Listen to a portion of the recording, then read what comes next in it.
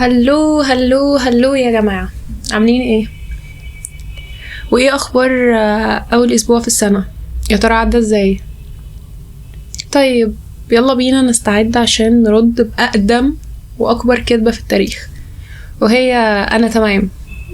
طب هو احنا فعلا تمام ولا عاملين نفسنا تمام؟ طب احنا ليه بنعمل في نفسنا كده اصلا بجد؟ احنا كلنا ماشيين باتيتيود سوسن بدر في فيلم الفرح، اترنت علقة، اتعجنت، ما كانش فيها حتة سليمة وطلعت تعمل نمرتها عادي. فاحنا النهاردة هندردش شوية عن مشاعر التعب اللي مش بنخرجها ولا حتى بنواجه نفسنا بيها. انا بسومة وده صدى صوت.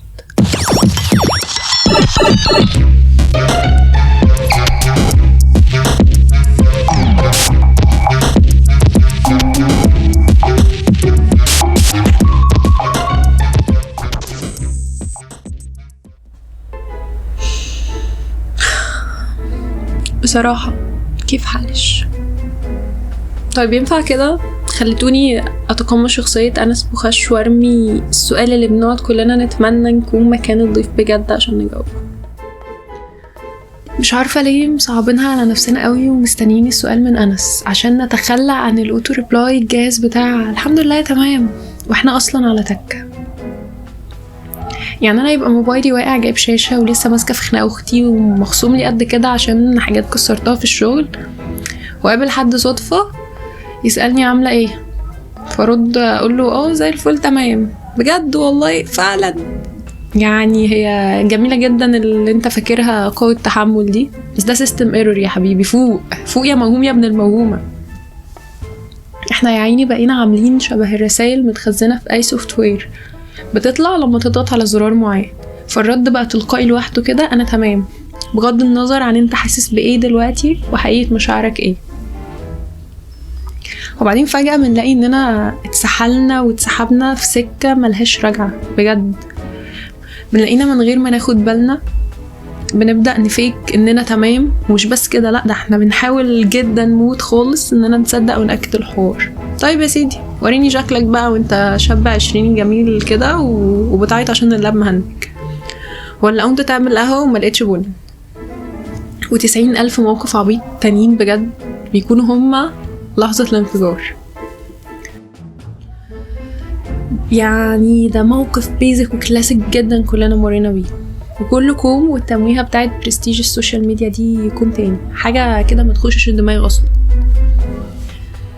يعني المفروض ان الناس تقتنع ان انا لسه كنت منهارة وبعيط اهو، وفجأة ستوري احلى كوباية قهوة وفيروز ويا سلام يا جماله وحلاوته يا طعمته، واللي شايفني رايقة يا رب يروق رؤتي.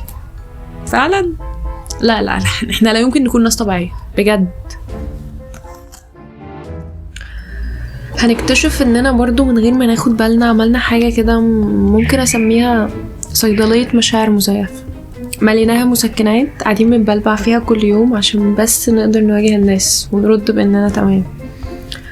يعني كوباية القهوة اللي ما تعرفش تنزل من غيرها، ولا السماعات اللي بتشغل فيها مهرجان بأعلى صوت ممكن جايز يعلي على الدوشة اللي في دماغك، وكل حاجة شبه كده بنستخدمها عشان نهرب من مواجهة شعور اننا مش تمام، لحد ما تلاقيها وسعت منك وبقيت مش حاسس، او يظهر فجأة متلازمة ضحك هستيري يبقى العالم بيولع حواليك وانت عامل لنا فيها الجوكر والضحكة من ودن لودن. بحس ان غالبا هيكون اكبر سبب ورا ده هو الخوف على صورتك قدام الناس.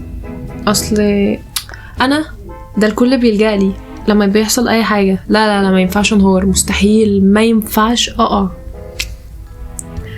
حتى احساس ان انا خايف يتقال اني شخص نكدي دمه تقيل.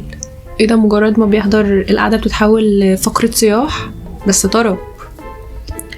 يعني ما قلش حاجة عن اخت طه حسين الشكاء البكاء. وبعدين بنلاقي دماغنا ما بتحلش برضو. طب لو سألوني هقول مش تمام؟ طب ما هيقولوا ليه؟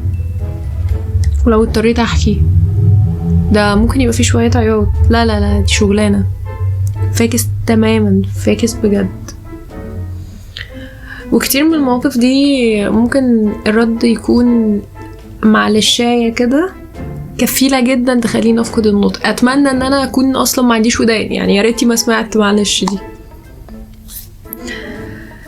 نظرة يا عيني ويا حرام اللي بنشوفها في عيون الناس حوالينا، حتى لو هم مش قاصدين ان يكون ده رد فعلهم، هي بجد سبب كفيل قوي اننا نختصر كل ده ونقول تمام من الاول، ده اريح. انتوا عارفين في حاجة تانية كمان فكرت فيها؟ احنا ممكن نكون مش قد لحظة الانهيار اللي بنسبة كبيرة هتيجي بعد ما اقول اني مش تمام. لا بجد، انا لو نطقتها احتمال معرفش اكمل مواجهة الحياة خالص، ومش هتبقى مواجهة تحديات او مشاكل كبيرة. لا بجد، هي هتيجي في الغدا مش هقدر اعمله مثلا، هتيجي في تاسك ديدلاين بتاعه قرب وانا مش عارفة اعمله، مش هقدر نفسيا اخلصه، فهلاقيني بقول تمام واقنع نفسي كمان بده عشان ازق اليوم وامشي الدنيا، عشان احنا لا نملك رفاهية الانهيار. في حاجة بقى انا بجد بحبها قوي، fake it until you make it. يا الله، حوار اننا لو كذبنا الكذبة محبوكة وكفاية لدرجة انها تتصدق فنلاقيها اتحولت لحقيقة.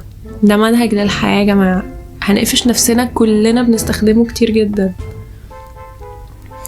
بس فجأة ممكن نحس ان اصعب لحظة بتمر علينا لما ننجح فعلا اننا نفيك ات لدرجة ان اللي حوالينا يصدقوا ده، وفي عز ما انا بتألم هيبدأ الكون من حواليا يتعامل عادي، وانا حالي بيبقى اسوأ مش احسن.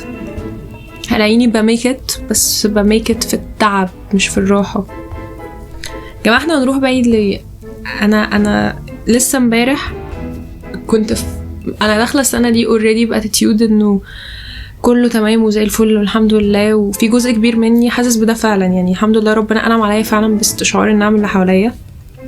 بس امبارح ده كان يوم صعب وسيء جدا في الشغل. فضلت بتعامل انه تمام وقشطه وعادي اهو بخلص اهو اليوم انا في البيت، انا اصلا دخلت البيت. ياه.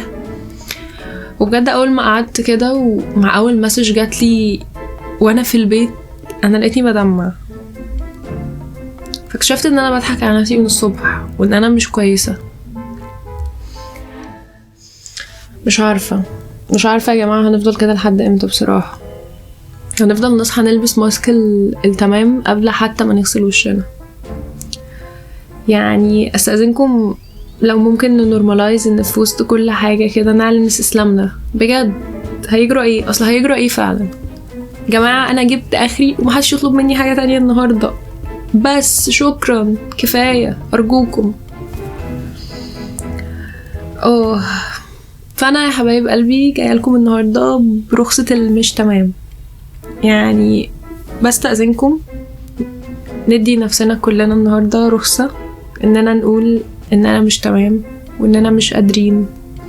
مش لازم نكون سوبر هيروز 24 ساعة، عادي نكون مش تمام النهاردة، عادي بجد، عشان نقدر بكرة نكون تمام ونكون أحسن.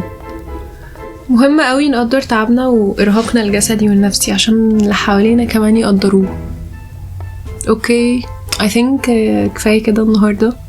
أتمنى ما كنتش طولت عليكم، وأتمنى من قلبي إن كلنا نبقى بخير وتمام، ولما نتسأل عاملين ايه يبقى الرد فعلا اننا كويسين بجد واحنا حاسينها. much love.